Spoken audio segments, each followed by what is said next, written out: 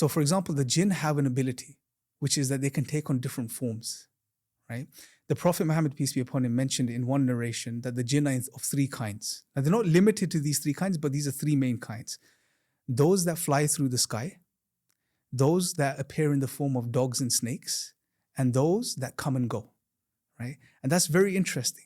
We also know, and again, we can get into this when maybe later on, that there are certain examples or narrations in the Islamic tradition which highlight that the jinn could take on the form of human beings.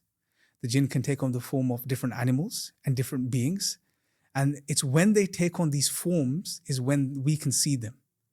But in their natural forms, we normally cannot see them, right? And this is very interesting because this, if you look at, understand conceptually what the jinn are capable of, like they can take on different forms and manifest in different ways, this actually explains a lot of the paranormal, and this even explains a lot of the sort of modern day UFO phenomenon as well that we're currently witnessing that's becoming a trend. Joe Rogan and all these big guys, podcasters are speaking about it these days. So, I mean, it's very interesting, this topic. I mean, it goes in so many different directions. And it's also linked to the occult.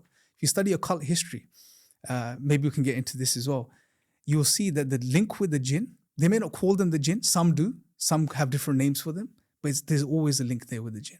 Okay, one statement and one question. Sure. The statement is that I'm loving speaking with you, man. I'm loving listening to you. I'm enjoying this too, man. It's very relaxed and, I can see how much you're into the topic, which gets me excited because I love talking about this too. The question, what did you study for your master's? So Islamic studies. Okay, wow. But it was, the route I took was, it was more sort of generalized Islamic studies along with other religions and Islamic philosophy and things like this. Nice, bro. Yeah. And then my personal work experience as well.